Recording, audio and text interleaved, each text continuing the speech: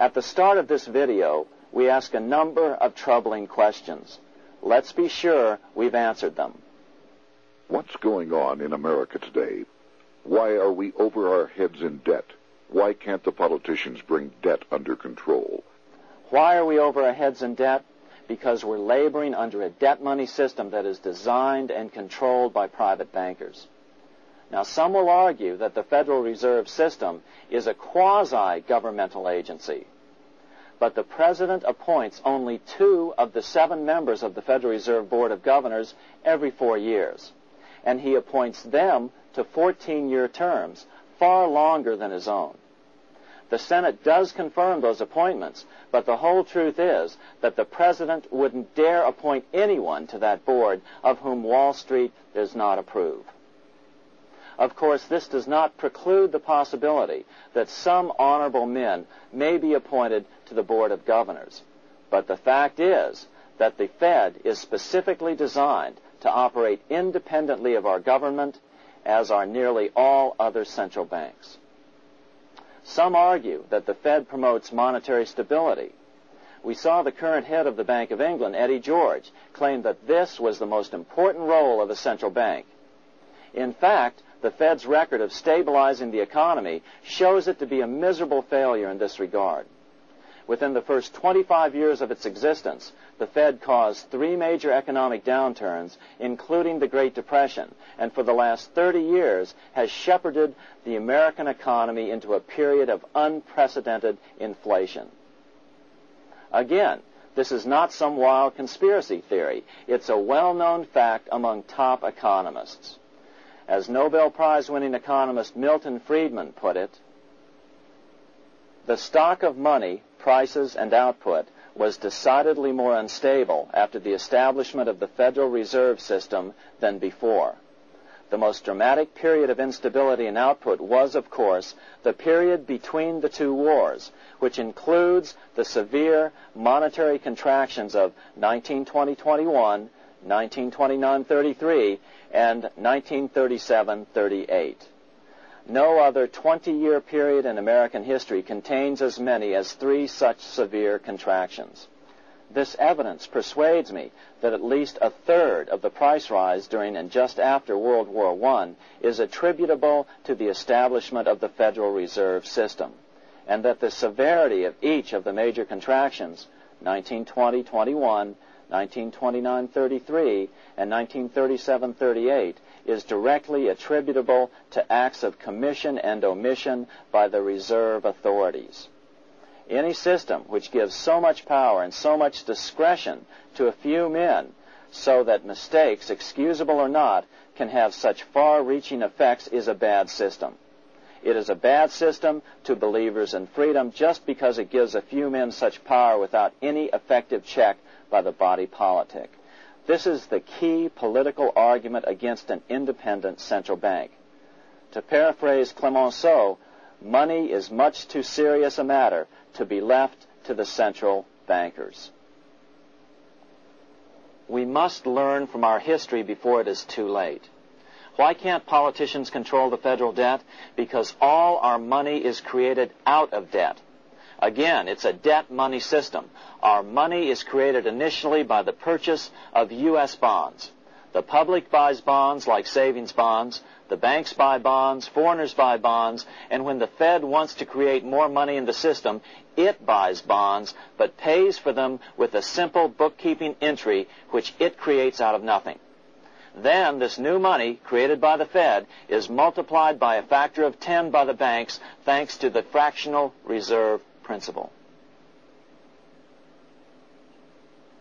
So although the banks don't create currency, they do create checkbook money or deposits by making new loans. They even invest some of this created money. In fact, over $1 trillion of this privately created money has been used to purchase U.S. bonds on the open market, which provides the banks with roughly $50 billion in interest, risk-free, each year, less the interest they pay to some depositors. In this way, through fractional reserve lending, banks create over 90% of the money and therefore cause over 90% of our inflation. What can we do about all this? Fortunately, there's a way to fix the problem fairly easily, speedily, and without any serious financial problems. We can get our country totally out of debt in 1 to 2 years by simply paying off these U.S. bonds with debt-free U.S. notes, just like Lincoln issued. Of course, that by itself would create tremendous inflation, since our currency is presently multiplied by the fractional reserve banking system. But here's the ingenious solution, advanced in part by Milton Friedman, to keep the money supply stable and avoid inflation and deflation while the debt is retired.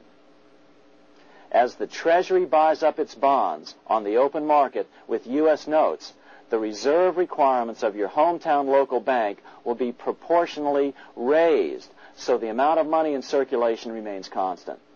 As those holding bonds are paid off in U.S. notes, they will deposit this money, thus making available the currency then needed by the banks to increase their reserves. Once all the U.S. bonds are replaced with U.S. notes, banks will be at 100% reserve banking instead of the fractional reserve system currently in use. From this point on, the former Fed buildings will only be needed as a central clearinghouse for checks and as vaults for U.S. notes. The Federal Reserve Act will no longer be necessary and could be repealed. Monetary power can be transferred back to the Treasury Department. There would be no further creation or contraction of money by banks. By doing it this way, our national debt can be paid off in a single year or so, and the Fed and fractional reserve banking abolished, without national bankruptcy, financial collapse, inflation or deflation, or any significant change in the way the average American goes about his business. To the average person, the primary difference would be that for the first time since the Federal Reserve Act was passed in 1913, taxes would begin to go down. Now there's a real national blessing for you, rather than for Hamilton's banker friends. Now let's take a look at these proposals in more detail. Here are the main provisions of a Monetary Reform Act which needs to be passed by Congress. We've drafted a proposed Monetary Reform Act which follows at the end of this tape. Of course, variations with the same results would be equally welcome. 1. Pay off the debt with debt-free U.S. notes. As Thomas Edison put it, if the U.S. can issue a dollar bond, it can issue a dollar bill. They both rest purely on the faith and credit of the United States government. This amounts to a simple substitution of one type of government obligation for another. One bears interest, the other doesn't. Federal Reserve notes could be used for this as well, but could not be printed after the Fed's abolished as we propose, so we suggest using U.S. notes instead. 2. Abolish fractional reserve banking. As the debt is paid off, the reserve requirements of all banks and financial institutions would be raised proportionally at the same time to absorb the new U.S. notes, which would be deposited and become the bank's increased reserves. Towards the end of the first year of the transition period, the remaining liabilities of financial institutions would be assumed or acquired by the U.S. government in a one-time operation. In other words, they too would eventually be paid off with debt-free U.S. notes in order to keep the total money supply stable. At the end of the first year or so, all of the national debt would be paid, and we could start enjoying the benefits of full reserve banking. The Fed would be obsolete, an anachronism. 3. Repeal the Federal Reserve Act of 1913 and the National Banking Act of 1864. These acts delegate the money power to a private banking monopoly. They must be repealed, and the money power handed back to the Department of Treasury, where they were initially under President Abraham Lincoln. No banker or person in any way affiliated with financial institutions should be allowed to regulate banking. After the first two reforms, these acts would serve no useful purpose anyway, since they relate to a fractional reserve banking system.